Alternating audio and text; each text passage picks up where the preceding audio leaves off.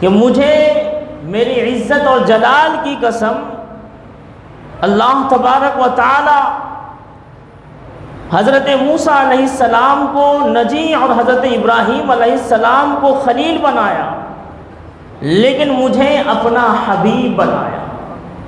اللہ کے حبیب صلی اللہ علیہ وسلم ارشاد فرماتے ہیں کہ اللہ نے حضرت موسیٰ علیہ السلام کو نجی اور حضرت ابراہیم علیہ السلام کو خلیل بنایا اپنا، لیکن مجھے اپنا حبیب بنایا۔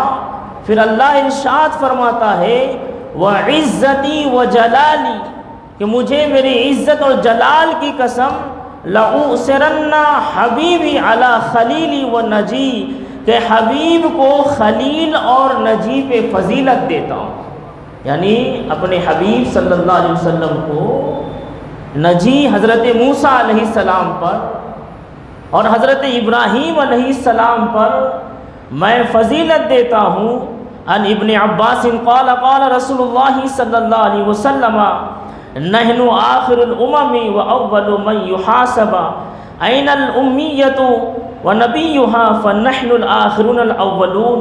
حضرت ابن عباس فرماتے ہیں کہ رسول اللہ صلی اللہ علیہ وسلم نے فرمایا کہ میں سب سے آخری امت ہوں، یعنی یہ سب سے میری امت سب سے آخری امت ہے، اور قیامت میں سب سے پہلے ہمارا حساب ہوگا۔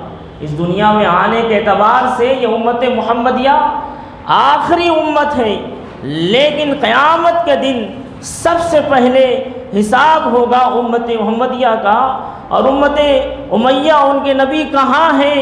اس لیے کہ ہم سب سے آخری نبی ہیں، مگر قیامت کے دن سب سے پہلے جمع ہوں گے، قیامت کے دن سب سے پہلے جمع ہوں گے۔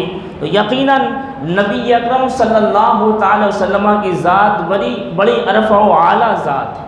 آپ کی ذات یہ کہ اللہ تبارک و تعالی نے آپ کو تمام انبیاء کا سردار بنایا، تمام انبیاء میں آپ کو افضل رکھا۔ خود اللہ ارشاد فرماتا ہے تلک الرسل فضلنا بعضهم على بعض منهم من کلم اللہ ورفع بعضهم درجات، کہ اللہ تبارک و تعالی فرماتا ہے کہ ہم نے بعض کو بعض پہ فضیلت دی اور بعض کو درجوں بلند کیا ہے، اور ان میں سے کسی سے کلام کیا ہے۔ تو یہ جو درجوں بلندی ملی ہے وہ ہمارے آقا و مولا نبی اکرم صلی اللہ تعالی وسلم کی ذات گرامی وقار ہے۔ اللہ تبارک و تعالیٰ نے آپ کو سب سے افضل و اعلیٰ رکھا، اتنا بلند و بالا رکھا کہ جہاں اپنا ذکر رکھا ہے وہاں اپنے محبوب صلی اللہ تعالی وسلم کے ذکر کو رکھا۔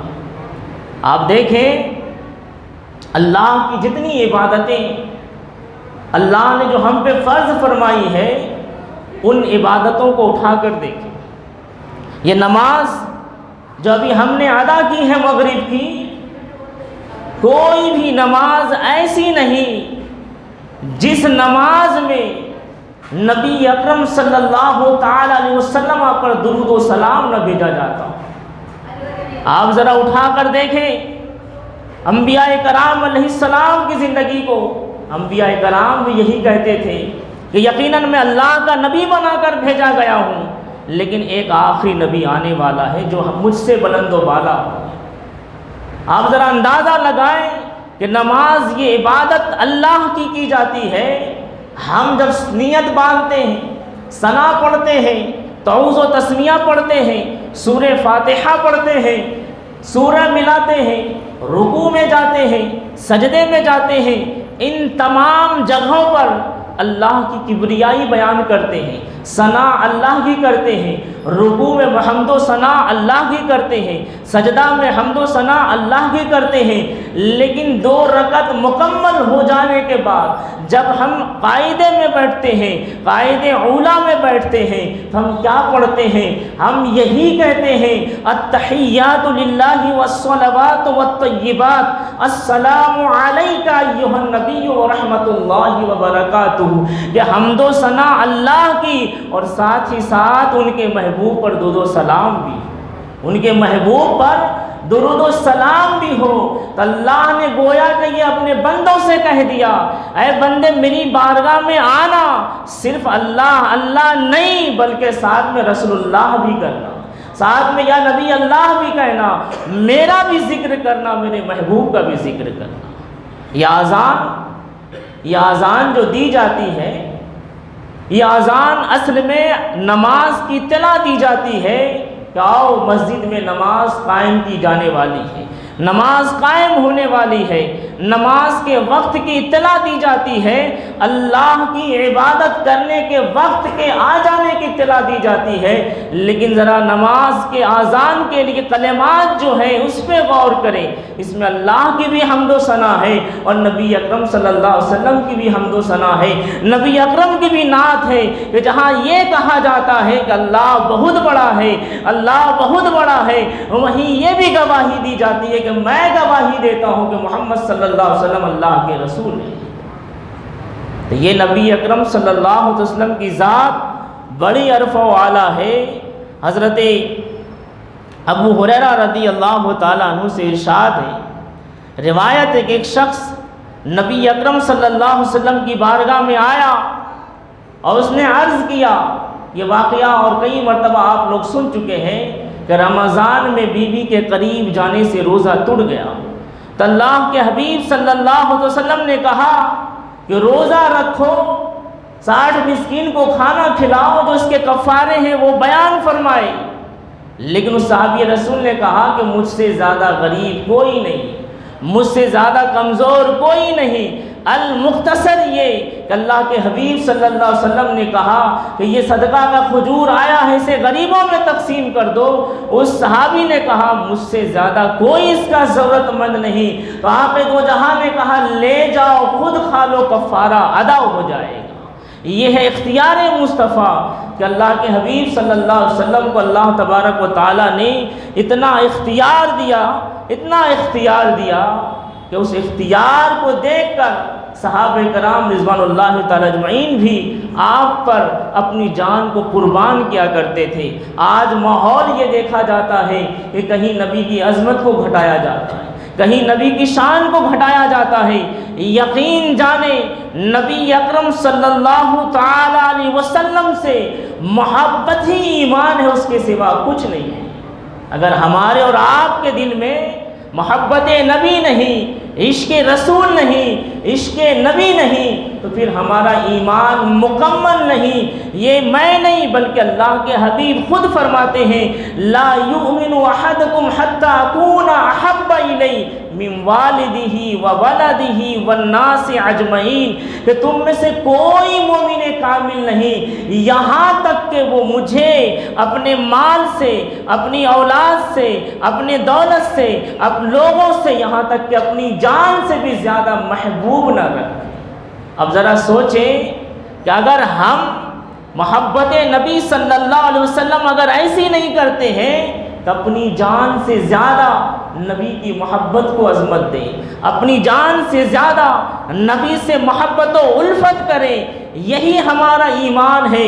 اور اللہ خود قرآن میں ارشاد فرماتا ہے، النبی اولیٰ بالمؤمنین انفسہم، کہ یہ نبی مومنوں کی جان سے بھی زیادہ قریب ہے، اور یہ مومنوں کی جان سے جب زیادہ قریب ہے تو اس نبی کی عظمت کی، اس نبی کی رفعت کی، اس نبی کی عصمت کی تحفظ کرنا یہ ہماری ذمہ داری ہے، اور ان کے عشق کے ترانے گانا اور ان کی عظمت کو بیان کرنا ہر امتی کا فرض العین ہے، اسے ادا کرتے رہنا چاہیے۔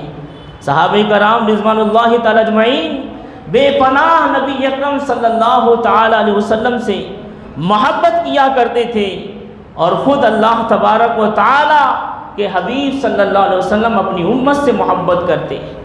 حدیث پاک میں آتا ہے کہ نبی اکرم صلی اللہ تعالی وسلم ارشاد فرماتے ہیں کہ ان ربی، کہ بے شک میرے رب نے میری امت کے بارے میں مجھ سے مشورہ طلب کیا، میرے رب نے مجھ سے مشورہ فرمایا کہ میں ان کے ساتھ کیا کروں۔ تو میں نے عرض کیا کہ میرے رب تو جو چاہے کرے، میری امت کا تو خالق ہے۔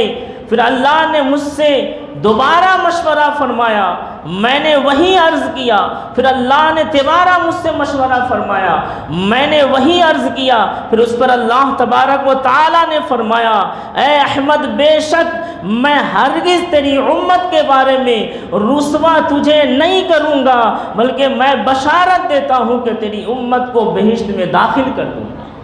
یہ اس لیے خوشخبری ملی کہ امت نبی کی وفادار رہے، یہ امت نبی سے عشق و محبت کرتے رہے، نبی کے نقش قدم پہ چلتے رہے، نبی کی الفت میں زندگی گزارتے رہے، نبی کے کہنے پہ چلتے رہے، نبی نے جو ہمیں فرمایا ہے اس پر عمل کرتے رہے، تب جا کر ہمیں یہ خوشخبری ملنے والی ہے۔ تو یقیناً اللہ تبارک و تعالی نے نبی اکرم صلی اللہ علیہ وسلم کی ذات کو عرفہ و اعلیٰ فرمایا ہے۔ آپ اس سے اندازہ لگائیں کہ صحابہ کرام رضوان اللہ تعالی اجمعین نبی سے کیسی محبت کرتے تھے، کیسی الفت کرتے تھے کہ حدیث پاک میں آتا ہے، حضرت عبیدہ فرماتے ہیں کہ حضرت انس یا ان کے کسی خاندان کے پاس سے مجھے یہ بات معلوم ہوئی کہ ان کے پاس نبی اکرم صلی اللہ تعالی علیہ وسلم کے ایک موئے مبارک، نبی اکرم صلی اللہ علیہ وسلم کے ایک موئے مبارک ہیں۔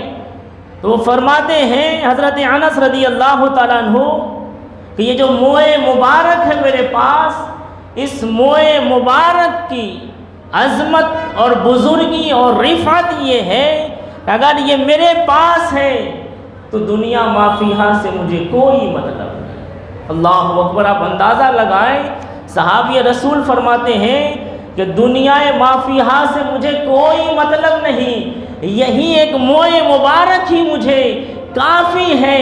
وہ اس لیے کہ اس موئے مبارک کو رسول کی ذات سے نسبت ہے، یہ موئے مبارک نبی اکرم صلی اللہ تعالی وسلم کی ذات کی ہے۔ تو ذرا اندازہ لگائیں کہ وہ صحابہ کرام موئے مبارک کتنی تعظیم کرتے ہیں تو اس ذات کی کتنی تعظیم کرتے ہوں گے، اس ذات کا کتنا ادب و احترام کرتے ہوں گے۔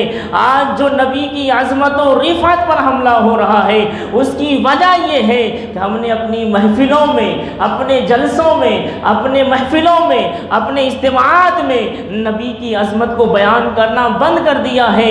جتنا نبی کی عظمت بیان کی جائے گی اتنا ہی نبی کی عظمت کو اجاگر کیا جائے گا۔ ہر امتی پہ لازم ہے کہ وہ اٹھتے بیٹھتے نبی کی عظمت کو بیان کرے، چلتے پھرتے نبی کی رفعت کو بیان کرے، کیونکہ وہ ذات ایسی ذات ہے کہ اللہ خود فرماتا ہے وَرَفَعْنَا لَكَ ذِكْرَكَ، اے محبوب ہم نے آپ کی خاطر آپ کے ذکر کو بلند کر دیا ہے۔ تو یقیناً صحابہ کرام رضوان اللہ تعالی اجمعین نبی اکرم صلی اللہ علیہ وسلم سے محبت اپنی جان سے بھی زیادہ فرماتے تھے، اپنے دل و جان سے، اپنی اولاد سے بھی زیادہ محبت کیا کرتے تھے۔ یہی وجہ ہے کہ اللہ تبارک و تعالی نے صحابہ کرام رضوان اللہ تعالی اجمعین کو وہ مقام و مرتبہ عطا فرمایا کہ آج بھی صحابہ کرام رضوان اللہ تعالی اجمعین کی زندگی ہمارے لیے مشعل راہ، ان کی سنت ہمیں نجات کا راستہ دلاتی ہے۔ اور یہی وجہ ہے کہ اللہ کے حبیب صلی اللہ علیہ وسلم نے ارشاد بھی فرمایا، جب اللہ کے حبیب نے فرمایا کہ بنی اسرائیل میں 72 فرقے ہوئے، میری امت میں 73 فرقے ہوئے، اور 72 کے 72 جہنمی ہوں گے اور ایک فرقہ جنتی ہوگا۔ تو صحابہ کرام رضوان اللہ تعالی اجمعین نے پوچھا یا رسول اللہ وہ فرقہ کون سا ہے، وہ ایک ناجی فرقہ نجات والا جنت میں جانے والا کون سا فرقہ ہے؟ تو عاقد و جہاں صلی اللہ تعالی وسلم نے ارشاد فرمایا کہ جو میری اور میرے صحابہ کی سنت پر، جو میری اور جو میرے صحابہ کی سنت پر ہوگا وہی نجات والا ہوگا، وہی جنت میں جانے والا فرقہ ہوگا۔ اللہ کے رسول نے صرف یہ نہیں فرمایا کہ جو صرف میری سنت پر ہوگا، بلکہ اللہ کے حبیب نے فرمایا جو میری اور میرے خلفائے راشدین اور میرے صحابہ کی سنت پر ہوگا وہی نجات والا فرقہ ہے۔ ذرا صحابہ کی سنت کیا ہے؟ صحابہ اپنی جان سے زیادہ رسول سے محبت کرتے تھے، صحابہ اپنی جان کی فکر نہیں رسول کی فکر کرتے تھے۔ تو معلوم یہ ہوا کہ جو رسول اللہ صلی اللہ علیہ وسلم کا امتی ہے وہ اپنے منہج پہ نہ چلے بلکہ صحابہ کے طریقے پر چلے۔ اور میں ایک صحابی رسول کا قصہ سنانے لگا ہوں کہ وہ صحابیہ کہ جنگ احد میں یہ خبر پھیلی کہ آقا دو جہاں صلی اللہ علیہ وسلم شہید ہو گئے۔ ایک صحابیہ نکلی اپنے گھر سے کہ یہ خبر سن کر راستے میں ان کو معلوم ہوا کہ ان کے والد شہید ہو گئے۔ پھر آگے بڑھی، پھر ان کو معلوم ہوا کہ ان کے شوہر شہید ہو گئے۔ پھر آگے بڑھی، پھر ان کو معلوم ہوا کہ ان کے بیٹے شہید ہو گئے۔ لیکن اس سفر میں ایک ہی سوال کرتی تھی، نبی اکرم صلی اللہ علیہ وسلم کیسے ہیں، آقا کیسے ہیں، آقا کہتے ہیں۔ آخرکار جب اس صحابیہ نے میدان احد میں پہنچ گئی تو صحابہ کرام نے دیکھا کہ ان کے بیٹے شہید ہو گئے، والد شہید ہو گئے، شوہر شہید ہو گئے۔ اس کا غم اس کو مزہمل نہیں کرتا، یہ پریشان نہیں ہوتی، بلکہ سوال صرف یہ کر رہی ہے کہ سرکار کیسے ہیں۔ تو ان کو سرکار کی بارگاہ تک پہنچایا جاتا ہے، وہ اپنی آنکھوں سے دیکھتی ہیں تو یہی کہتی ہے کہ سارے غم ہیچ ہے، اگر سرکار ہے تو مجھے کوئی غم نہیں ہے۔ یہ محبت رسول ہے کہ آپ صلی اللہ علیہ وسلم سے ایسی محبت اس صحابیہ کو کہ والد، بیٹا، شوہر تینوں شہید ہو گئے لیکن قدم نہیں روکے، غمگین ہو کر نوحہ نہیں کیا، اپنے کپڑے چاک نہیں کیے، بلکہ فکر صرف یہ تھی کہ میں نبی اکرم صلی اللہ علیہ وسلم کی زیارت کر لوں، آقا کو دیکھ لوں کہ آقا دو جہاں صلی اللہ علیہ وسلم کیسے آئے سب سے کائنات کے بڑے عاشق رسول کی بارگاہ میں۔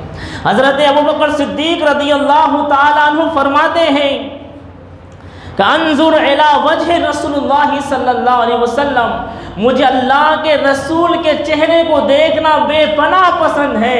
میں یہ چاہتا ہوں کہ ہر وقت نبی اکرم صلی اللہ علیہ وسلم کی زیارت کرتا رہوں، دیکھتا رہوں۔ یہ ہے حضرت ابوبکر صدیق رضی اللہ تعالیٰ عنہ کی جو ہے محبت نبی اکرم سے۔ یہی وجہ ہے کہ آقا دو جہاں صلی اللہ علیہ وسلم کی شان میں قصیدہ پڑھنے والے، آپ کی بارگاہ میں نعت گوئی کرنے والوں نے کہا، جان و دل اس شہ لولاف پہ قربان کیجئے، ان کے قدموں پہ تصدق یہ دل و جان کیجئے۔ یہ کیا چیز ہے، ایک جان کی حقیقت کیا ہے، لاکھوں جاں فرش راہ قدم جاں کیجئے۔ یعنی آقا دو جہاں کی ذات ایسی ہے کہ ان پر اپنی ایک جان کی اللہ لاکھوں جان دے تو اس پہ قربان کر دیجئے، کیونکہ اللہ کے حبیب صلی اللہ علیہ وسلم کا مقام و مرتبہ ایسا ہے کہ اللہ تبارک و تعالیٰ نے پورے قرآن مقدس میں اپنے محبوب کی وہ نعت بیان فرمائی ہے، اپنے محبوب کی وہ تعریف کی ہے کہ کسی اور نبی اور رسول کی وہ تعریف نہیں کی۔ اللہ قرآن میں فرماتا ہے وَرَفَعْنَا لَكَ ذِكْرَكَ، اللہ قرآن میں فرماتا ہے وَالنَّجْمِ إِذَا هَوَىٰ مَا ضَلَّ صَاحِبُكُمْ وَمَا غَوَىٰ وَمَا يَنطِقُ عَنِ الْهَوَىٰ إِنْ هُوَ إِلَّا وَحْيٌ يُوحَىٰ۔ اللہ اسی قرآن میں فرماتا ہے وَالضُّحَىٰ۔ اس سے بڑی بات اور کیا ہوگی کہ اللہ اپنے محبوب کے شہر کی قسم کھاتا ہے، اللہ اپنے محبوب کے چلنے کی قسم کھاتا ہے، اللہ اپنے محبوب کے صبح و شام کی قسم کھاتا ہے۔ ذرا سوچیں کہ جو رب اپنے محبوب کے شہر کی قسم کھا رہا ہو تو اس رب کی بارگاہ میں ان کے محبوب کا مقام و مرتبہ کیا ہوگا۔ اللہ تبارک و تعالی سبحان ہے، وہ ہر عیب سے پاک ہے، اس بے عیب خدا نے اپنے محبوب کو بے عیب بنایا، اپنے محبوب کو بے عیب بنایا ہے۔ آج اگر کوئی نبی اکرم صلی اللہ علیہ وسلم کی شان میں گستاخی کرتا ہے، ان کی عظمت کو گھٹاتا ہے، تو یقین جانے نبی کی عظمت کو کوئی نہیں گھٹا سکتا، اس لیے کہ ہم اور آپ ان کی عظمت کو نہیں بلکہ ان کا رب ان کی عظمت کو بڑھایا، ان کا رب ان کی عظمت کو بلند و بالا فرمایا ہے، تو ہم اور آپ نہیں گھٹا سکتے، لیکن اتنا تو کر سکتے ہیں کہ جو نبی کی عظمت کو گھٹائے، تو نبی کی بزرگی کو گھٹائے، تو نبی کی عصمت پر حملہ کرے، نبی کی عظمت پر حملہ کرے، تو ہمارے ایمان کا تقاضا یہ ہے کہ ہم اس کی برائی کریں، ہم اسے برا جانیں اور یقین جانیں شریعت اسلامیہ یہ کہتی ہے کہ گستاخ رسول کو قتل کرنا واجب ہے۔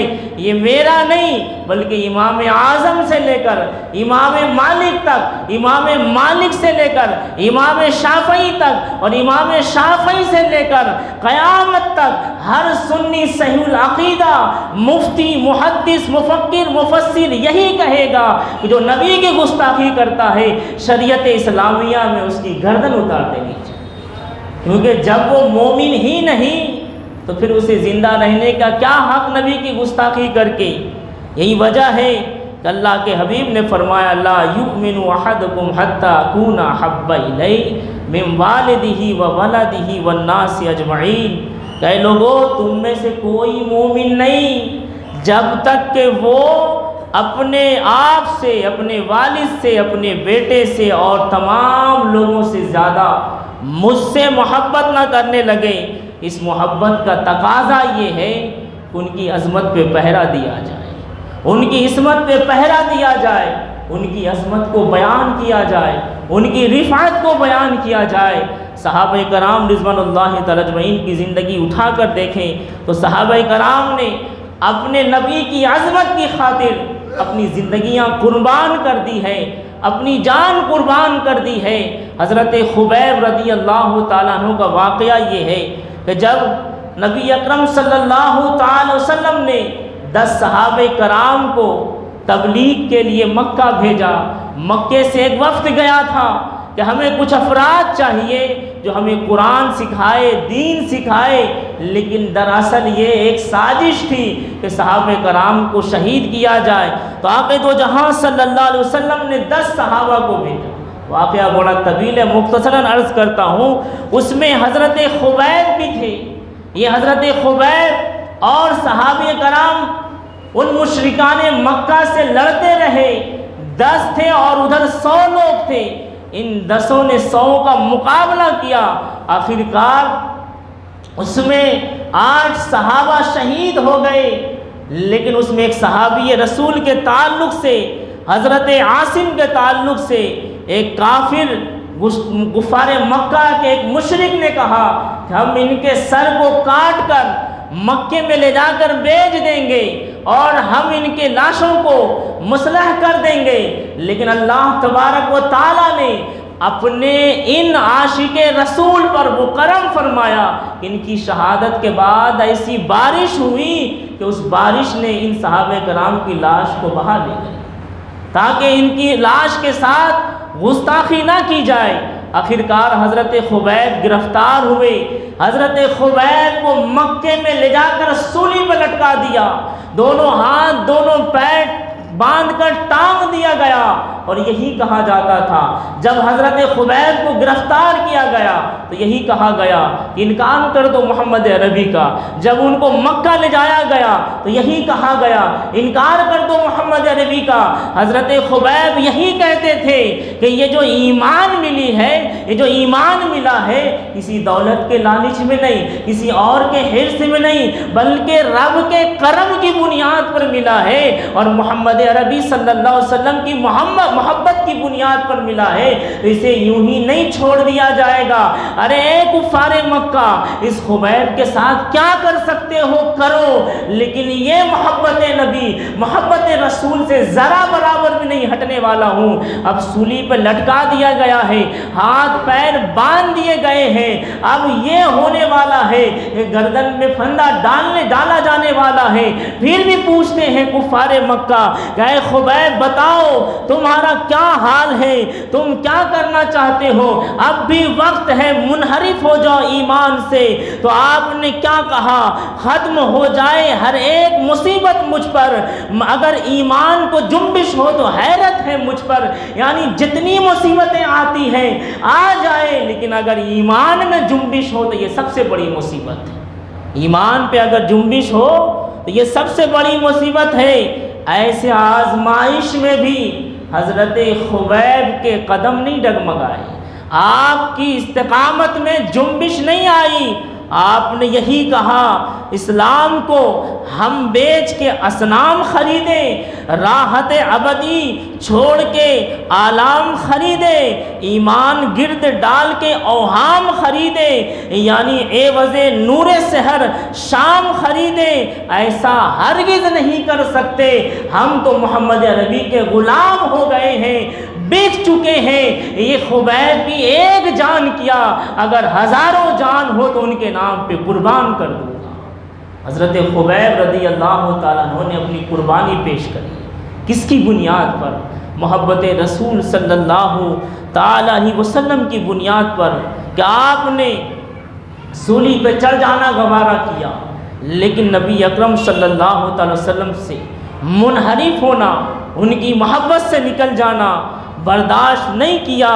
آپ نے یہی کہا مجھے ہو ناز قسمت پہ، اگر نام محمد پر یہ سر کٹ جائے اور تیرا سراپا اس کو ٹھکرائے، یہ سب کچھ گوارا ہے، پر یہ دیکھا نہیں جا سکتا کہ ان کے پاؤں کے تلووں میں ایک کانٹا بھی چبھ جائے۔ یہ صحابہ کرام کہتے ہیں کہ یہ سر گردن سے جدا ہو جائے، گھر لٹ جائے، سب برباد ہو جائے، لیکن ان کی ذات اور ان کے قدم نازنین میں ایک کانٹا چبھ جائے، مجھے یہ گوارا نہیں۔ یہ صحابہ کرام رضوان اللہ تعالی اجمعین کا عشق رسول ہے۔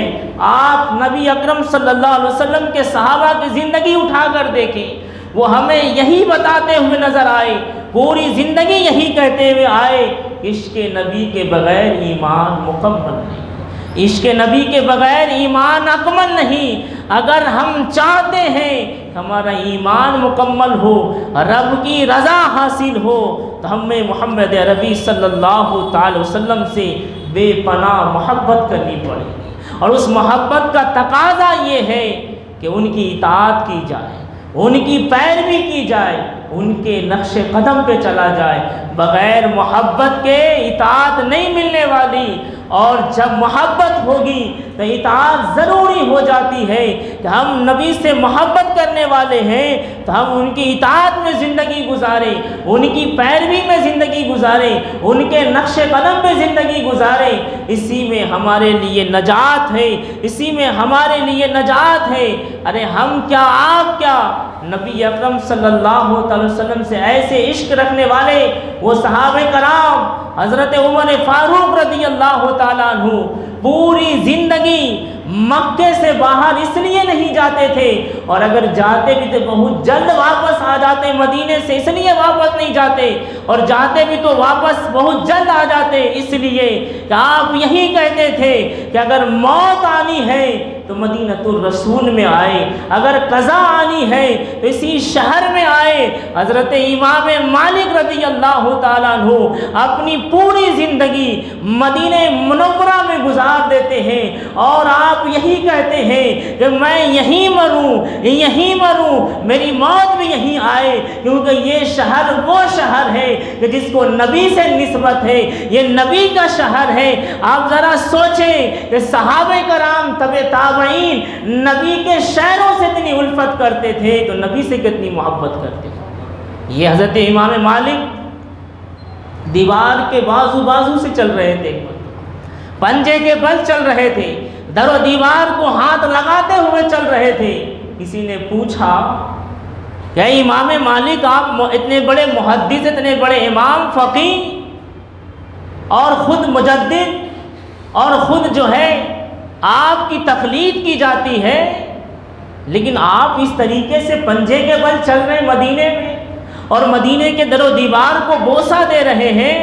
تو آپ نے فرمایا سنو، یہ امام مالک کو گوارا نہیں کہ جہاں قدم رسول پڑے ہوں وہاں میرے قدم پڑ جائے، اور در و دیوار کو اس لیے چومتا ہوا جا رہا ہوں کہ شاید کہ نبی اکرم کے ہاتھ یہاں لگے ہوں گے اور میں اسے چومتا ہوا جا رہا ہوں۔ یہ ہے عشق رسول، یہ ہے اس حدیث پر عمل، لا یؤمن احدکم حتی اکون احب الیہ من والدہ وولدہ والناس اجمعین۔ کہ امام مالک کا یہ ذہن اور یہ فکر دیکھیں کہ نبی کے قدم کے برابر قدم رکھنا نہیں چاہتے، اور عشق ایسا کہ جہاں نبی کے ہاتھ لگے ہوں وہاں بوسہ دینے کی کوشش کرتے، چومنے کی کوشش کرتے۔ تو یقیناً ہمیں چاہیے ہم نبی اکرم صلی اللہ تعالی وسلم سے بے پناہ محبت کریں، ایسی محبت و الفت کریں کہ دنیا کا کوئی شخص ایسا پیدا نہ ہو سکے جو نبی کی محبت و الفت کو ہمارے دل سے نکال سکے۔ کوئی ایسا نہیں کہ جو نبی کی عظمت اور رفعت پر کچھ گفتگو کرے، کچھ چیم گوئیاں کرے۔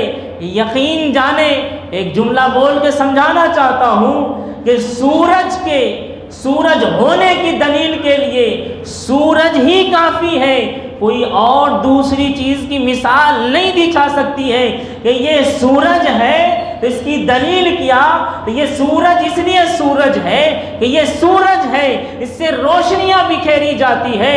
تو ایسے ہی محمد عربی صلی اللہ علیہ وسلم کے عرفہ و اعلیٰ ہونے کے لیے، بلند و بالا ہونے کے لیے کوئی اور دوسری ذات کی مثال نہیں دی جا سکتی ہے، کیونکہ آپ اللہ کے حبیب ہیں، آپ اللہ کے آخری پیغمبر ہیں، اور اللہ نے آپ کو ساری کائنات میں افضل و اعلیٰ بنا کر بھیجا۔ جس طریقے سے سورج کے دلیل کے لیے خود سورج ہے، ویسے نبی کی ذات ساری کائنات کے لیے عرفہ و اعلیٰ ہونے کے لیے خود آپ کی ذات ہے۔ کسی اور ذات کی مثال دینے کی کوئی ضرورت نہیں، بلکہ آپ کی ذات ہی اتنی بلند ہے کہ آپ کی ذات کو مثال بنا کے پیش کیا جاتا ہے۔ تو آپ اس سے اندازہ لگائیں کہ نبی اکرم صلی اللہ علیہ وسلم کی ذات کتنی عرفہ و اعلیٰ ہے۔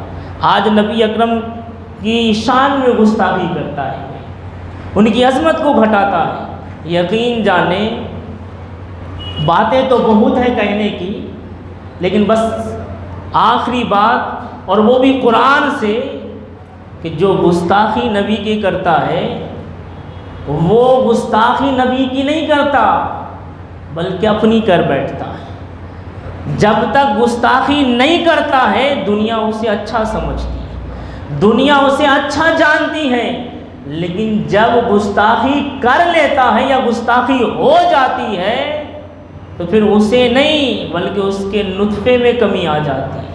اس کی پیدائش کیسی ہوئی ہے؟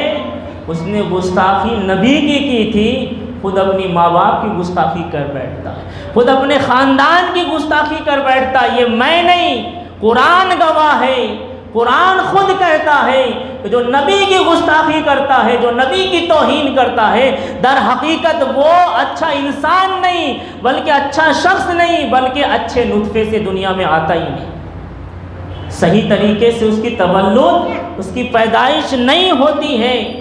ایسی بے شمار مثالیں ہیں۔ انشاءاللہ آنے والی گفتگو میں گستاخی رسول کا عبرتناک انجام کے عنوان سے گفتگو کروں گا۔ ایک گستاخ رسول کا ذکر کر کے اپنی بات کو ختم کر دیتا ہوں۔ سورہ لہب پڑھیں، سورہ لہب پڑھیں، کیا ہے اس میں؟ سورہ لہب میں کیا نبی کی اللہ کی عظمت بیان کی گئی ہے، اللہ کی بزرگی بیان کی گئی ہے، کیا جنت کا ذکر ہے، کیا سورہ لہب میں جنت کے باغات کا ذکر ہے، طرح طرح کے انعام و نعمات کا ذکر ہے؟ نہیں، سورہ لہب میں ایک بدبخت کافر اور گستاخ رسول کا ذکر ہے۔ تبت یدا ابی لہب وتب ما اغنی عنہ مالہ وما کسب سیصلی نارا ذات لہب وامرأتہ حمالۃ الحطب فی جیدها حبل من مسد۔ اللہ نے اس میں کیا بیان کیا؟ یہ ابو لہب نبی کی شان میں گستاخی کرتا ہے، اور گستاخی جس انداز سے کرتا ہے اللہ نے اسی انداز سے اس کی عیب جوئی کر دی۔ اللہ نے قرآن میں یہ سورہ نازل فرما دیا کہ ارے ابو لہب کمبخت، تو نے مکے کی سرزمین پر میرے نبی، میرے محبوب کی شان میں گستاخی کی ہے، اب میں اپنے محبوب کی حمد و تعریف میں، نعت میں، قرآن میں آیت نازل کر رہا ہوں، اور قیامت تک اس کی تلاوت کی جائے گی اور تجھ پہ لعنت کی جائے گی۔ قیامت تک اس کی تلاوت ہوگی اور تجھ پہ لعنت کی جائے گی۔ اس نے کہا نعوذ باللہ تیرے ہاتھ ٹوٹ جائے، تیرے ہاتھ میں فساد ہو۔ نبی کی شان میں کہا، اللہ نے کہا نہیں نہیں، میرے محبوب کے ہاتھ نہیں ٹوٹنے والے، اے ابو لہب تیرے ہاتھ غارت ہونے والے، تیرے ہاتھ ٹوٹنے والے۔ قرآن کہتا ہے ابو لہب کے ہاتھ ٹوٹ گئے، اور پھر اس کی وائف نے، اس کی بیوی نے گستاخی کی۔ اس کی بیوی نے جو گستاخی کی اللہ نے اسی سورہ میں جواب دیا. اس نے کہا تیرے گلے میں پھندا ہو, اللہ نے اس کے گلے میں ایسا پھندا ڈالا کہ اسی سے اس کی موت ہو جاتی ہے. تو یقین جانے جو نبی کی گستاخی کرتا ہے, پہلی بات تو وہ زمین پہ رہنے کے قابل نہیں, لیکن اگر رہ جاتا ہے تو دنیا میں سب سے بڑا بدنام شخص اور سب سے بیکار شخص اور سب سے بڑا لعنتی ہے. آپ آگے دیکھیں, حدیث پاک میں آتا ہے کہ ایک شخص مسجد نبوی میں یعنی مدینہ منورہ میں ایک شخص رہا کرتا تھا. وہ عیسائی تھا یا یہودی تھا. جیسے آذان ہوتی تو آذان سنتا, اللہ اکبر سنتا, لیکن جیسے اشہد ان محمد رسول اللہ پہ آتے ہی وہ کہتا کہ یہ جھوٹ ہے. وہ یہ کہتا کہ یہ جھوٹ ہے, آگ لگا دو اس کو, نعوذ باللہ, یہ جھوٹ ہے آگ میں جائے, یہ جھوٹ ہے آگ میں جائے. ایک دن ہوتا ایسا ہے اس کے گھر میں آگ لگ جاتی ہے, پورا خاندان جل کے راکھتر ہو جاتا ہے. یعنی جو کہتا تھا یہ جھوٹ ہے آگ لگ جائے ان کو, اللہ نے اسے ہی آگ لگا دی اور آگ میں جلا دیا دنیا میں. ایسے ایک پلید شخص ہندوستان کی سرزمین پہ آیا ہے جس نے اپنی زبان سے خود کہا کہ اگر میں مر جاؤں تو مجھے آگ لگا دے. ہے وہ نام کا مسلمان, یعنی نام اس کا مسلمان نہیں, ایمان والا تو ہے نہیں, کافر و مشرک کے پاس جا کے بیٹھا ہے. اور پھر اس نے خود کہا کہ اگر میں مر جاؤں تو مجھے آگ لگا دینا. تو یقیناً یہاں دنیا میں آگ لگے نہ لگے, اللہ نے اپنے محبوب کے گستاخوں کے لیے جہنم بنا رکھی ہے. وہاں تو یقیناً تم جلو گے اور جلائے جاؤ گے.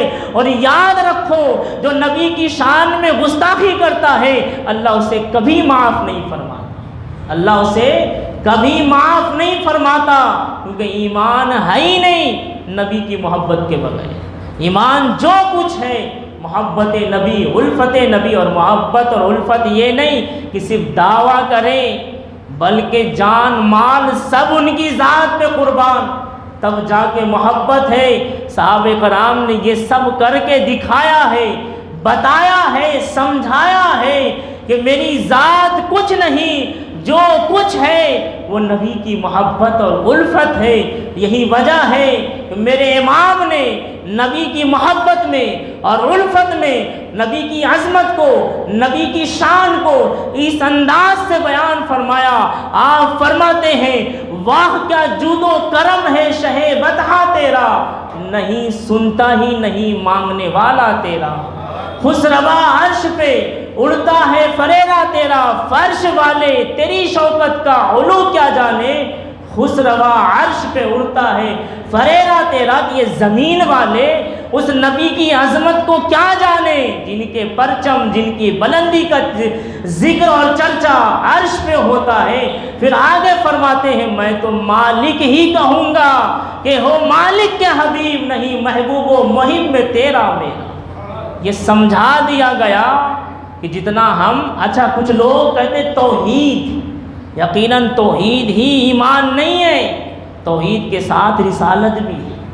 ہم اچھا یہ بتائیں منافق کی نشانی کیا ہے. جو مسجد نبوی میں یا مدینے میں جو منافق تھے وہ کیا کرتے تھے, وہ اللہ کو تو نہیں مانتے جتنا ہم مانتے ہیں, وہ اللہ کے سامنے جھکا بھی کرتے تھے, اللہ کی کبریائی بھی بیان کرتے تھے, لیکن دل سے نبی کی عظمت کو نہیں مانتے تھے, نبی کی رفعت کو نہیں مانتے تھے, نبی کی بلندی کو نہیں مانتے تھے, بلکہ اپنی محفل میں آ کے کہتے تھے کہ ہم تو صرف ان کے سامنے جا کے ان کی واہواہی کرتے ہیں, لیکن حقیقت میں ہم نے ان کو نہیں مانا.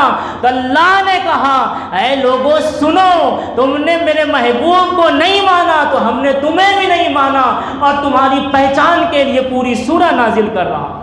اللہ نے پوری سورہ منافقون نازل فرمائی. جو یہ کہتے ہیں کہ صرف توحید ہے, یقیناً توحید ہے, لیکن توحید کے ساتھ رسالت بھی ہے. ہم ایسی عظمت اور بزرگی خدا کی بیان کریں جس سے یہ بھی معلوم ہوگا ہم نبی کی بھی اطاعت کرتے ہیں اور اللہ کی بھی اطاعت کرتے ہیں. ایسی توحید رب ہمیں خود ہمارے منہ پہ مار دے گا جو ان کے محبوب سے ہٹ کر بیان کی جائے، یقیناً اللہ تبارک و تعالیٰ کی عظمت کبریائی خوب بیان کی جائے، لیکن وہ محبوب خود کہتا ہے اے لوگوں سنو، قل ان کنتم تحبون اللہ فاتبعونی یحببکم اللہ، اگر تم یہ چاہتے ہو کہ اللہ تمہاری مغفرت کر دے، تمہاری نجات کر دے، تو سنو میرے محبوب سے محبت کرو، میرے محبوب سے الفت کرو، ان کے نقش قدم پہ آؤ، ان کے بتائے ہوئے راستے پہ چلو، اسی میں تمہاری نجات ہے۔ اگر تم ان کے علاوہ کسی راستے سے آتے ہو تو تمہاری نجات نہیں۔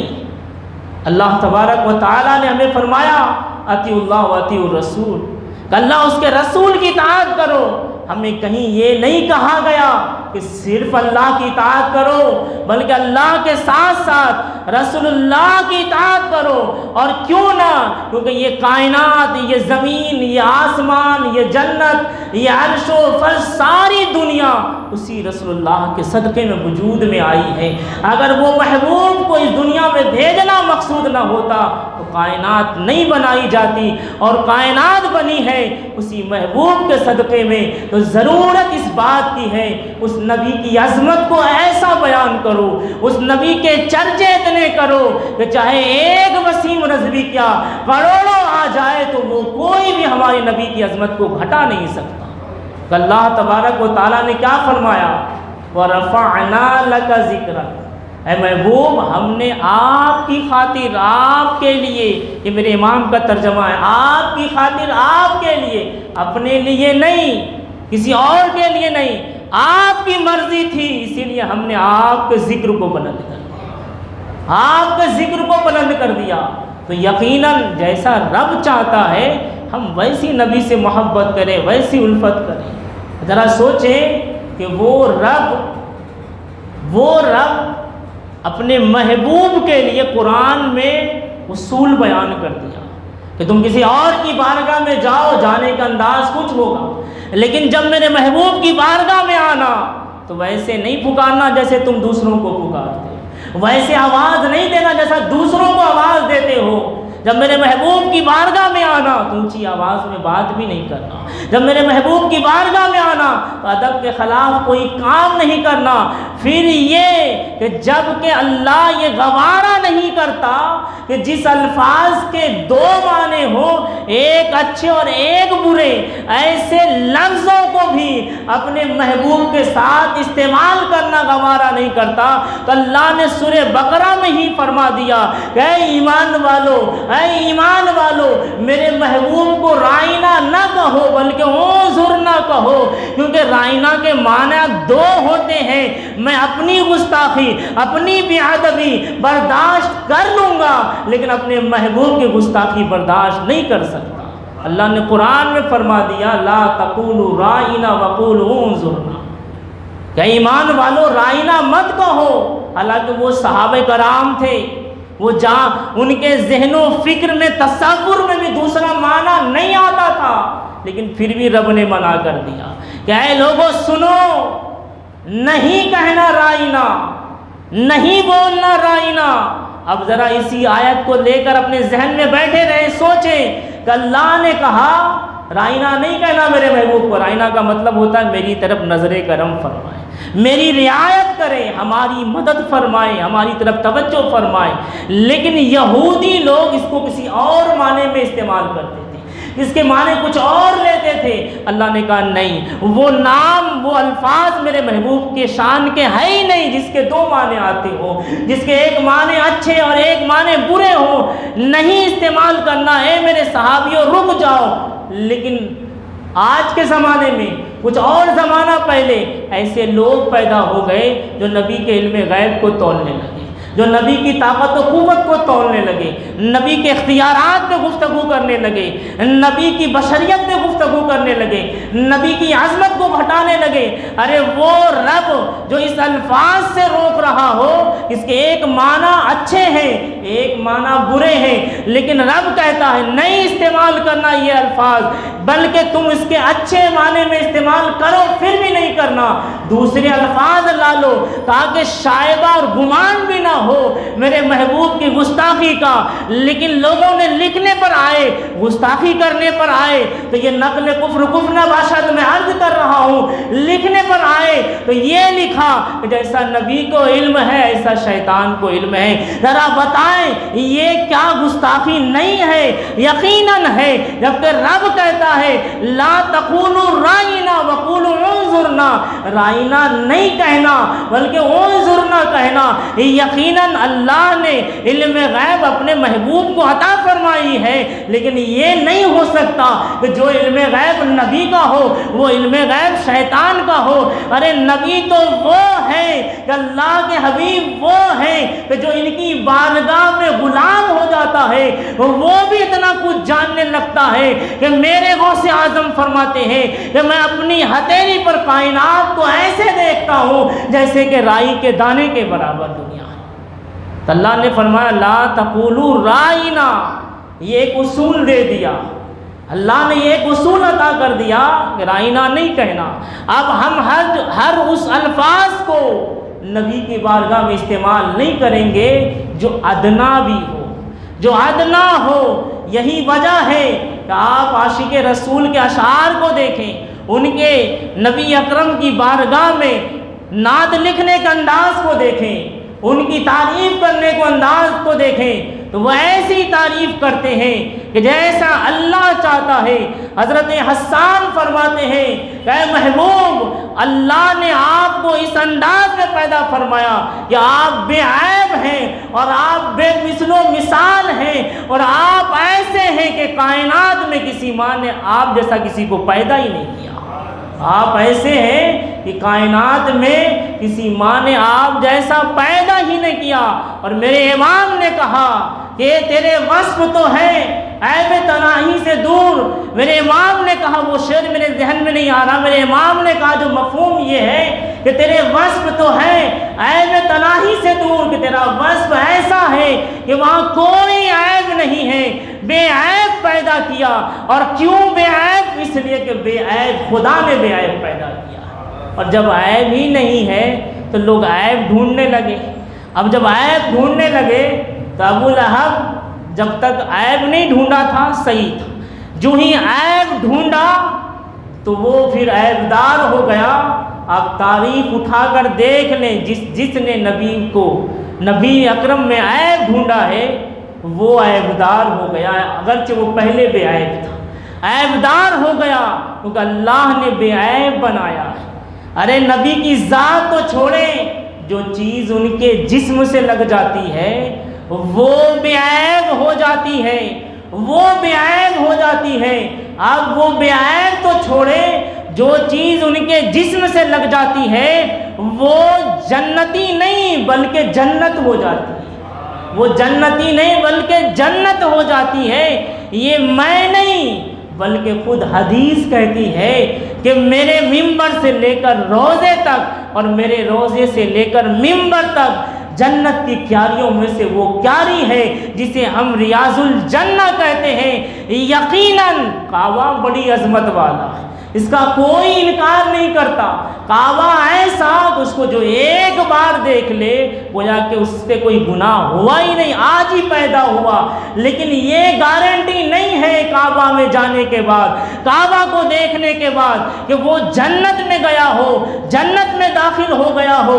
لیکن کعبہ سے ہو کر جو مسجد نبوی آیا، ممبر سے روضے تک اور روضے کے درمیان اور ممبر تک جو بیٹھا رہا، اللہ کے حبیب فرماتے ہیں کہ جو وہاں داخل ہوا وہ جنت کی کیاریوں میں داخل ہوا۔ یہ جنت کی کیاری بنی کیسے؟ کیا اتنا سا حصہ آسمان سے نازل ہوا؟ وہ مدینے کی زمین نہیں، مدینے کی خطہ نہیں، یقیناً ہے۔ تو وہ زمین اس لیے اتنی عظمت والی کہ قدم مصطفیٰ وہاں کثرت سے لگے، حضور وہاں کثرت سے چلے۔ تو میں یہ کہہ رہا تھا ان کی ذات تو بڑی عرفوں والا ہے، جو قدم جہاں لگ جا رہا ہے وہ قدم اس جگہ کو جنتی بنا رہی ہے، تو وہ ذات کیسی ہوگی؟ اور ایک بات عرض کروں، جہاں وہ ذات آرام فرما ہے تو وہ جگہ کیسی ہوگی؟ جہاں وہ ذات آرام فرما ہے وہ جگہ کیسی ہوگی؟ اور ایک بات اور عرض کرتا چلوں کہ جب ہم طواف کر لیتے ہیں، طواف کے بعد ہم مقام ابراہیم کے پاس آ کر 2 رکعت نماز پڑھتے ہیں، یہ رب کی طرف سے حکم ہے کہ عمرہ والو یہاں آؤ 2 رکعت نماز پڑھو۔ یہ ادائے مصطفیٰ ہے کہ مصطفیٰ جان رحمت نے اس قدم کے سامنے 2 رکعت نماز پڑھی تھی۔ یہ مصطفیٰ کی عظمت ہے، اگرچہ وہ حضرت ابراہیم خلیل اللہ کی بھی عظمت ہے، لیکن جب ہم عاشق رسول مسجد نبوی پہنچتے ہیں تو ہم کعبے میں جا کر، اگرچہ کعبے میں صحن میں نماز پڑھی ہے، لیکن مسجد نبوی میں جا کر جنت کی کیاریوں میں نماز پڑھتے ہیں، جنت کی کیاریوں میں جا کے نماز پڑھتے ہیں۔ یہاں سے جنت کا راستہ ملتا ہے کعبے سے، اور مسجد نبوی میں جنت مل جاتی ہے، جنت مل جاتی ہے۔ یہ نبی کی ذات ایسی ذات کہ جس طریقے سے سمجھانے کے لیے یہ سورج 1000 سال سے روشن ہے، اس کی روشنی میں کوئی کمی باقی نہ آئی۔ ایسے نبی کی ذات ہے کہ آپ کی سیرت میں، آپ کی صورت میں، آپ کے کردار میں، آپ کی عظمت میں، آپ کی بزرگی میں، آپ کی رفعت میں چاہے 1000 لوگ گستاخی کر لے کوئی کمی نہیں ہونے والی۔ اللہ نے پہلے ہی جواب دے دیا، لا تقولوا رائنا، رائنا بھی کہنا برداشت نہیں ہے تو طرح کے ایسے کے ویسے کے کہنے رب کہاں برداشت کر سکتا؟ تو یقیناً ہم اہل ایمان کا شیوا یہ ہے کہ ہم نبی کی عظمت کے چرچے کریں، نبی کی بزرگی کو بیان کریں، ہم اپنی آنے والی نسلوں کے دلوں میں عشق رسول پیوست کر دیں۔ عشق رسول ہی ہمارے ایمان کا محافظ ہے، ورنہ تو کوئی شے نہیں جو ہماری ایمان کی حفاظت کر سکتے۔ اگر ہم اپنے ایمان کو مضبوطی چاہتے ہیں تو نبی اکرم صلی اللہ علیہ وسلم سے عشق کریں، اسی میں نجات ہے۔ وآخر دعوانا الحمدللہ رب العالمین۔